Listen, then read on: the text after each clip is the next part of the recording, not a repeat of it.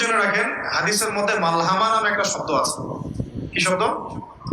নবীজি বলেছেন ইউফ্রেটিস নদী, মানে ফোরাত নদী। ইউফ্রেটিস কোন নদী? এই ফোরাত নদী অচিরেই তার ভূগর্ভস্থ সোনার পাহাড় বের করে দিবে। ফোরাত নদী অচিরেই তার সোনার পাহাড় বের করে দিবে, এবং ওই সোনাকে নিয়ে মারামারি করতে আসবে যে মানুষগুলো, তাদের মধ্যে প্রত্যেক 100 জনের মধ্যে 99 জন মানুষ মারা যাবে। আর একজন ব্যক্তি যে বেঁচে থাকবে, সে ধারণা করবে আমি সেই ব্যক্তি যে সোনাটা পাবো। আর মুসলিমদেরকে নবীজি বলছেন, তোমরা যদি ওই সময় ওই জায়গায় থাকো, কোন মুসলমান যদি সেটা দেখে, তোমরা সেই সোনায় হাতও দিবে না। আরেকটা হাদিস এসেছে যে অচিরেই রোমকরা, পশ্চিমারা আরবদের সাথে চুক্তি ভঙ্গ করবে এবং 80টা পতাকা নিয়ে তাদের বিরুদ্ধে যুদ্ধে নেমে যাবে। কয়টা পতাকা? 80টা। এবং প্রত্যেক পতাকার নিচে থাকবে 12,000 করে সৈন্য। কত হাজার? একটা যুদ্ধে এত বেশি 99% মানুষ মারা যাওয়াটা স্বাভাবিক না, এটা অস্বাভাবিক। ঢাল তলোয়ার AK-47 এর যুদ্ধে এমনটা হবে না বা হয় না। হয়তো এমন কোন অস্ত্র সেখানে প্রয়োগ করা হতে পারে, এটা আমাদের ধারণা, আল্লাহ ভালো জানেন, যেই অস্ত্রগুলো দিয়ে অল্প সময়ে বেশি বেশি মানুষ মেরে ফেলা সম্ভব। ঠিক যেমন এখনকার নিউক্লিয়ার ওয়েপন্স বা থার্মোনিউক্লিয়ার ওয়েপন্স হতে পারে, আল্লাহ ভালো জানেন। তো বিশ্ববাসী এরকম একটা মালহামা দেখার অপেক্ষায় আছে। এই মালহামার পরেই আসবেন ইমামুল মাহদী। ইমামুল মাহদীর পরে আসবে ঈসা ইবনে মারিয়াম। ঈসা ইবনে মারিয়ামের পরে আসছে ইসলামিক খেলাফত। ওই খেলাফত থেকে খলিফা, এই শব্দটা নিয়ে কথা বলছি এখন। আমি আবু বকর সিদ্দিকে ছিলাম রাদিয়াল্লাহু আনহু। ফেরেশতারা বলছেন, আপনি কি এমন কাউকে পৃথিবীতে পাঠাতে চান গিয়ে রক্তপাত ঘটাবে অথবা ফাসাদ সৃষ্টি করবে? যেটা বললাম, এখনকার বিশ্বে দুটোই আমাদের কাজ। তো আল্লাহ পাক বলছেন, ইন্নী আ'লামু মা লা তা'লামুন, ইন্নী আ'লামু মা লা তা'লামুন। দেখো আমি যা জানি তোমরা সেটা জানো না। মানে আমার কিছু শুকরগুজার বান্দা থাকবে যারা এরকম ফিতনা ফাসাদ করবে না এবং রক্তপাত ঘটাবে না। তাদের জন্যই আমি প্রস্তুত করেছি জান্নাতুল ফিরদাউস। সুবহানাল্লাহ। তো এখন ফেরেশতাদের মতামত আপনারা শুনলেন, আল্লাহ পাকের কথাও শুনলেন। এখন আল্লাহ রাব্বুল আলামিন তার খলিফা হিসেবে সৃষ্টি করলেন তার নিজ হাতে আদম আলাইহিস সালামকে। সুবহানাল্লাহ। প্রথম মানবকে, তিনি নবীও হলেন, তিনি প্রথম মানব এবং তিনি খলিফা। এখন আদম আলাইহিস সালামকে তার স্ত্রী সহ জান্নাতে থাকতে দেওয়া হলো। এই ঘটনা আপনারা জানেন। ইবলিস এসে প্ররোচিত করলো। তার আগে ইবলিসকে বলা হয়েছিল সিজদা করো, সবাই সিজদা করলো, ইবলিস করলো না। মনে আছে? এটা তো আপনারা জানেন। ওইদিকে আমি আর ওই জন্য সময় নষ্ট করছি না। ইবলিস সিজদা না করে কাফের হয়ে গেল। আর আদম আলাইহিস সালাম এবং হাওয়া আলাইহিস সালামকে জান্নাতে থাকতে দেওয়া হলো। বলা হলো যে এখানে থাকো, কিন্তু ওয়ালা তাকরাবা হাদিহিশ শাজারা, এই গাছের কাছেও যাবে না। ইবলিস ফুসলিয়ে ফাসলিয়ে তাদেরকে গাছের কাছে নিয়ে গেল। যেভাবে আমাদেরকে ফুসলিয়ে পাপের দিকে নিয়ে আসে, ঠিক এভাবেই। ঠিক আছে? এখন আমাদের পিতামাতা একটা ভুল করে ফেললেন। মানুষ মাত্রই কি হবে? আমাদের পিতামাতা ভুল করে ফেললেন। এটাই তো হাদিসের ব্যাখ্যা যে কুল্লু বনি আদম খাত্তা, প্রত্যেকটা বনু আদমেরই কি আছে? ভুল আছে। খায়রুল খাত্তাইন আত-তাওয়াবিন, যারা তওবা করে তারা হচ্ছে উত্তম ভুলকারী। তো আমাদের পিতা কিন্তু ভুলের উপর অটল থাকলেন না। ইবলিস যেমন তার মতে অটল থাকলো যে আমি সিজদা করি নাই তো কি হয়েছে, খালাকতানি মিন নার ওয়া খালাকতাহু মিন তিন, আমাকে সৃষ্টি করেছেন আপনি আগুন দিয়ে, ওকে সৃষ্টি করেছেন মাটি দিয়ে। এটা ইবলিসের চরিত্র।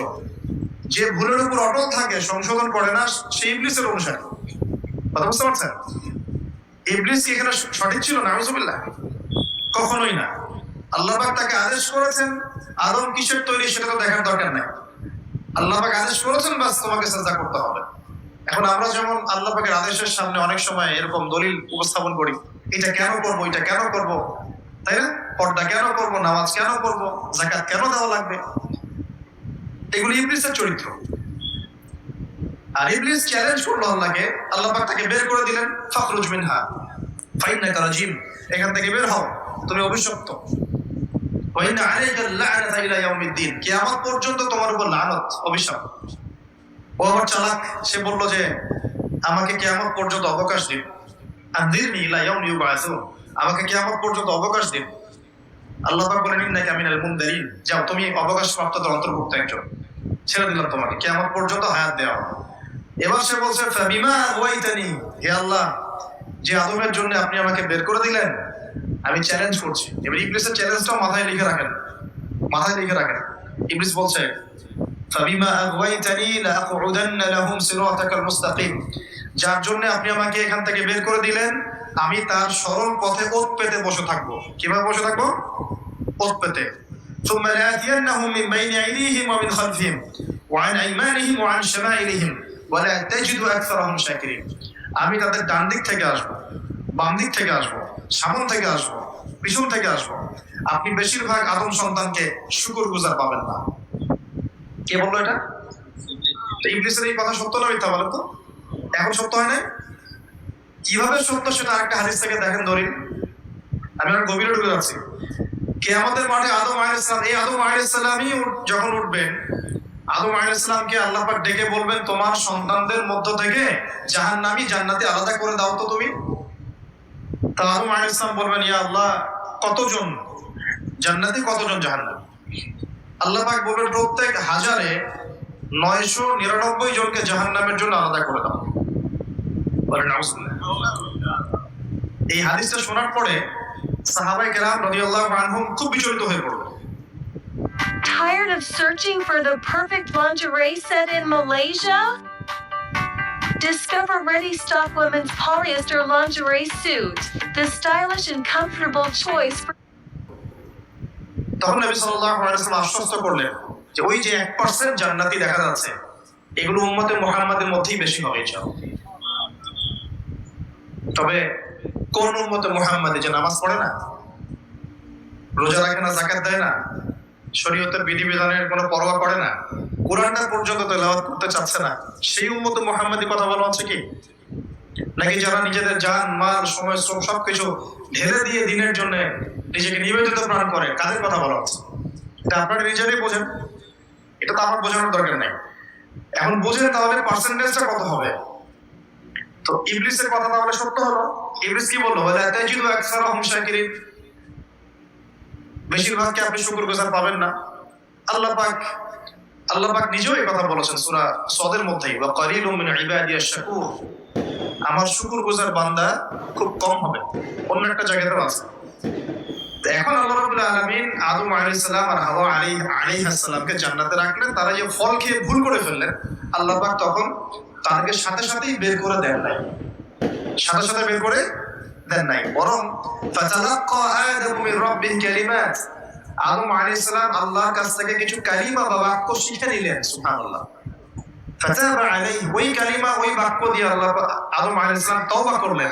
ওই কালিমা ওই বাক্য দিয়ে আদম আলাইহিস সালাম কি করলেন? তওবা করলেন। আবার বলছি ফাতালাক্কা আদম মির রাব্বিহি কালিমাত, আদম আলাইহিস সালাম তার রবের কাছ থেকে কিছু কালিমা শিখে নিলেন।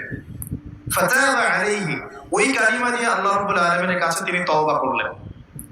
ইন্নাহু হুয়া তাওয়াবুর রহিম, এবং আল্লাহ পাক তওবা কবুল করে তাকে মাফ করে দিলেন। ওই বাক্যটা কি ছিল সেটা একটু শুনি।